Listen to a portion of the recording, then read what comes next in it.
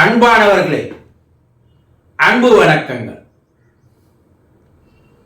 என் வாழ்க்கையே கஷ்டத்திலேயே போகுது. இந்த துன்பத்திற்கு விடிவு காலமே கிடையாதா? மற்றவங்க எல்லாம் நல்லா வாழறாங்க, ஆனா நான் மட்டும் ஏன் இப்படி துன்பப்பட்டு கொண்டே இருக்கணும்? கடவுள் ஏன் என்னை மட்டும் இப்படி படைச்சான்? இது நியாயமா? எப்பதான் என் வாழ்க்கை மாறும்? நானும் ஒவ்வொரு கோயிலா ஏறி ஏறி ஒவ்வொரு கடவுள்கிட்டையும் வேண்டி வேண்டி பிரார்த்தனை செய்து செய்து பரிகாரங்கள் செய்து பல ஆயிரம் ரூபாய்கள் வீணானதோடு பல ஆண்டுகளும் போயிடுச்சு.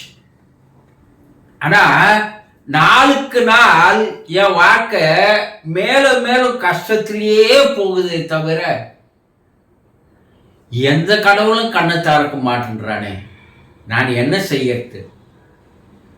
இப்படி புலம்புபவர்களாக நீங்கள் இருக்கலாம் இல்லையா? எவ்வளவு பெரிய பணக்காரனுக்கும் ஒரு கஷ்டம், ஒரு துன்பம் இருக்கு. ஆனா அது நம்ம கண்ணுக்கு தெரியறது இல்லை.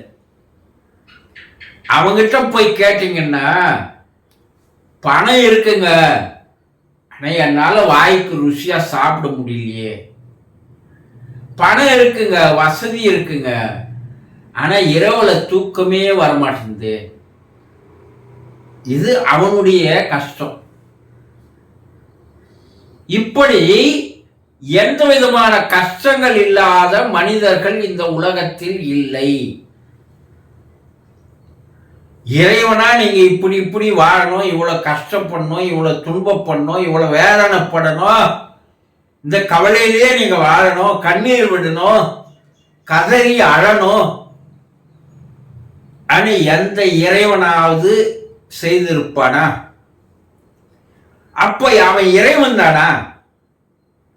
பாகுபாடு பார்க்கறது, பிரித்து பார்ப்பது, ஒருவனை கஷ்டத்தில் வைப்பது, ஒருவனை இன்பத்தில் வைப்பது, இதெல்லாம் செய்தா அவன் இறைவனாக இருக்க முடியுமா? ஏன் இந்த யோசனை உங்க மூளையில அறிவுல வரவே மாட்டேங்குது? கேட்டா அவனை நல்லா படைச்சிருக்கிறான், என்னை இப்படி படைச்சிட்டான், என்னை கஷ்டத்திலேயே வறுமையிலேயே வச்சுருக்கிறான். அவனை பார்த்தா நல்ல கார்ல போறான், பெரிய பங்களா கட்டி இருக்கிறான். இறைவனுக்கு ஏதோ பாகுபாடு பார்க்கறான்பா. இப்படி முட்டாள்தனமாக உளறி கொண்டிருப்பதை முதல்ல நிறுத்துங்க. கடவுள் எல்லா ஜீவராசியும் ஒரே மாதிரியா தான் படைச்சான். மனிதனையும் அப்படிதான் படைச்சான். முதல் படைப்பு மனிதனை எல்லோரையும் ஒரே தரமாக தான் அவன் படைத்தான். அவன் படைச்சிட்டு என்ன பண்ணா, எந்த ஜீவராசிகளுக்கும் இல்லாத, உயிரினங்களுக்கு இல்லாத ஆறாவது அறிவு என்ற ஒரு அறிவை நமக்கு தந்துட்டான். அவன் சொன்ன ஒரே வார்த்தைன்னா தெரியுமா? எப்பா, இந்த அறிவை பயன்படுத்தி கொண்டு உன்னுடைய வாழ்க்கையை வாழ்வதற்கு முழு காரணம் நீயாக தான் இருப்பாயே தவிர இனிமேல் நான் உன்னுடைய வாழ்க்கையிலோ பிறவியிலோ நான் தலையிட மாட்டேன் என்று அவன் ஒதுங்கி கொண்டான். இப்போ உங்களுடைய வாழ்க்கைக்கு உண்டான காரணம் யார்? நீங்க தானே. நீங்கள் சேர்த்து கொண்டிருக்கின்ற கர்மாக்கள், அந்த கர்மாக்கள் கணக்குப்படிதான் உங்களுடைய வாழ்க்கை இப்போது வந்திருக்கிறது. அந்த வாழ்க்கையை தான் நீங்க இப்போ வாழ்ந்து வரீங்க. நீங்க ஏற்கனவே சேர்த்து கொண்ட அந்த கர்மாக்களைத்தான் விதி என்று சொல்கிறார்கள். என் தலைவிதி இது போல இருக்கு, என் தலையெழுத்து இது போல இருக்கு, என் தலையில இறைவன் இது போல எழுதி வச்சுட்டான், நான் என்ன பண்றது? இது எல்லாரும் நீங்க சொல்றது. இறைவனுக்கு ஆசையா உன் தலையில மட்டும் அது போல எழுதணும்னு, உன் தலைவிதியை மட்டும் அது போல மாற்றி அமைக்கணும்னு? அவன் ஏற்கனவே என்ன சொன்னா, எனக்கும் இதற்கும் சம்பந்தம் இல்லை, நீ வாழ போற வாழ்க்கை உன் கையில தான் இருக்கு சொன்னானா இல்லையா? எண்ணம் போல வாழ்க்கைன்னு சொல்லுவாங்க. ஆனா அந்த எண்ணத்தினுடைய சூக்கம் என்னன்னா, விதிதான் உன் வாழ்க்கையை எழுதுகிறது, நிர்ணயிக்கிறது. உன் விதிப்படிதான். அந்த விதியை சேர்த்து கொண்டவன் நீதான். அளவுக்கு அதிகமா நீ சேர்த்துக்கின, அதுக்கு உண்டான தரத்தில் தானே உன் வாழ்க்கை இருக்கும். இதை புரிந்து கொள்வதே இல்லை. எங்க போனாலும் கடவுள் கிட்ட போறது, அந்த கோயிலுக்கு போறது, இந்த கோயிலுக்கு போறது, அந்த சாமியை கும்பிடுறது, இதை கும்பிடுறது, விரதம் இருக்கிறது, மாலை போடுறது. மாத்திடுவானா? சரி, இது வரைக்கும் எல்லாம் போட்ட மாலை போட்ட வாழ்க்கையெல்லாம் விதியெல்லாம் மாறி இருக்கா? அது கொஞ்ச நாள் யோசனை பண்ணி இருக்கிறீங்களா? அந்த அவன் பட்ட கஷ்டத்துல இருந்து போய் வந்த பிற்பாடு அவன் மாறிட்டானா? இப்ப நல்லா இருக்கிறானா? சந்தோஷமா? உங்க கண்ணெதிரில் தானே இந்த காரியங்கள் எல்லாம் நடக்கிறது. இதை பார்த்து கொண்டு தானே இருக்கீங்க. அப்போ ஏன் உங்களுடைய 6வது அறிவு விழிப்பு நிலைக்கு வருவதில்லை? முதல்ல உங்களுடைய விதியை மாற்றி அமைத்துக் கொள்ளுங்கள்.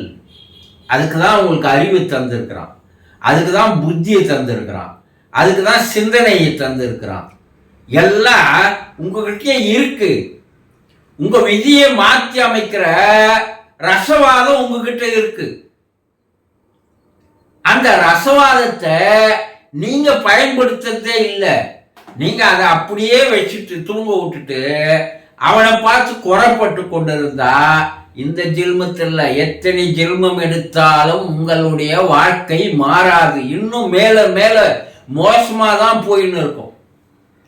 அளவுக்கு அதிகமா கடன் வாங்கினவன் எங்கன்னா சந்தோஷமா இருப்பானா? நிம்மதியா இருப்பானா? அளவுக்கு மீறி கடன் வாங்கிட்டான். அவனால வீட்டுக்குள்ள இருக்க முடியல. எவன் எப்ப தேடின்னு வருவான்னு தெரியல. ஊரை விட்டு ஓடுறான், நிம்மதி இல்லாத அலையிறான், பொண்டாட்டி பிள்ளைகளை அனாதையா விட்டுடுறான். அதுங்களும் கஷ்டப்படுதுங்க. இவனும் கஷ்டப்பட்டு கொண்டிருப்பான். இதுக்கு யார் காரணம்? நீதானே. அளவுக்கு அதிகமா நீதானே கடன் வாங்கின. அது போல அளவுக்கு அதிகமா அந்த கடன் என்கின்ற கர்மாவை நீதானே சேர்த்துக்கின. இப்ப நீதானே அனுபவிக்கணும். முதலில் அதை தீர்ப்பதற்கு, அந்த கடனை தீர்ப்பதற்கு, அந்த கடனை ஒரே முறை தீர்க்க முடியாது. படிப்படியாக குறைத்து கொள்வதற்கு அறிவு இருக்கு, புத்தி இருக்கு, வாழ்க்கை இருக்கு, கடவுள் கூட துணை இருக்கிறான், எல்லாம் இருக்கு. ஆனா நீ எதையும் நீ பயன்படுத்தாமலேயே வாழும் பொழுது உன் வாழ்க்கை மாறவே மாறாது. விதியை மாற்று, உன் வாழ்க்கை தானாக மாறும் என்பதை இப்ப நான் புரிஞ்சுக்குங்க. சந்தோஷம்.